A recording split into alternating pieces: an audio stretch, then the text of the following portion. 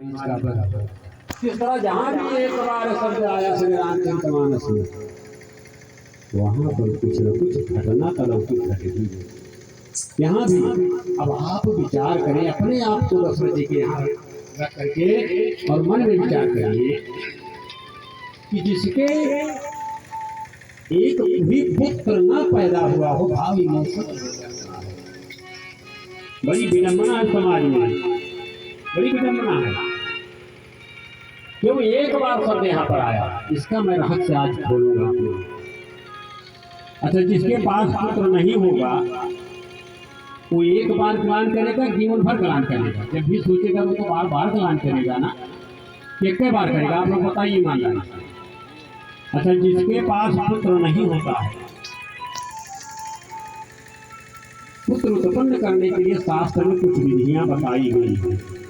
अब ये अलग बात है, जैसे संतान गोपाल मंत्र का जप होता है, हरिवंश पुराण सुना जाता है। मैंने खुद इस प्रयोग को करा करके देखा है, सफलता मिली। एक पुत्र का उनके दो पुत्र पैदा हुए, जबकि मेडिकल कॉलेज में डॉक्टर ने कह दिया था कि इसको संतान नहीं है। लेकिन मैंने प्रयोग कराया, इस धाम पर मंच से बता रहा हूँ आप लोगों को, कोई झूठ नहीं बोल रहा। और उसको दो पुत्र पैदा हुए। तो मंत्रों में ये चमत्कार होता है। और जब देखिए दो बाधाएं होती हैं, मैं आज आपको बता दे रहा हूँ। आज कृपासा जो पिता, इतना चीज जिसके घर में हो, समझ लो कोई न कोई बाधा हो। आज ही ब्याज, यदि घर में कोई न कोई हमेशा बीमार है तो समझ लो कि ये प्राकृतिक नहीं है, घर में कोई न कोई बाधा। बाधा कई प्रकार की होती है, ये तो हम बाद में बता देंगे। आज व्यास समाज का कृपासा जो पिता और अन्न आता हो, अन्न आते न, भोजन बनता हो, भोजन में कोई स्वाद न मिले, पता नहीं कौन स्वाद ले जाता है। धन टिके ना, और सबसे बड़ी बात घर में हमेशा कारोबार मचा रहे, तो समझ लो कि घर में कोई निगेटिव ऊर्जा का प्रवेश हो गया।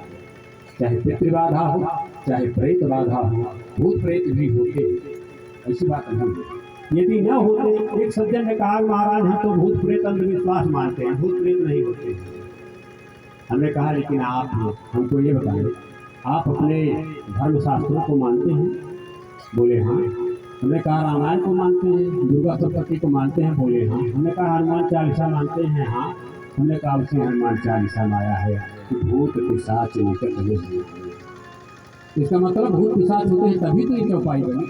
दुर्गा सप्तशती में आया है रक्षो भूत पिशाचा नाम पठना देवनाशनम। इस तरह से जिसके पास अगंत रुक जाए, यानी धन का आगम रुक जाए और पुत्र की उत्पत्ति बंद हो जाए जिसके परिवार में, तो समझ लो कि मेडिकल परेशानी के अतिरिक्त उसके घर में कोई बाधा है। और उन बाधाओं को दूर करने के लिए किसी अच्छे व्यक्ति से संपर्क करना, किसी जानकार मानव व्यक्ति को दिखाना चाहिए। महाराज दशरथ ने भी, महाराज दशरथ वृद्ध हो गए, जवानी चली गई, लेकिन कुछ चिंता नहीं हुई कि हमारे पास पुत्र नहीं है। एक बार की बात है, रहस्य बता रहा हूँ कि एक बार का रहस्य क्या है। एक बार की बात है, ये अच्छा इनको श्राप क्यों लगा था?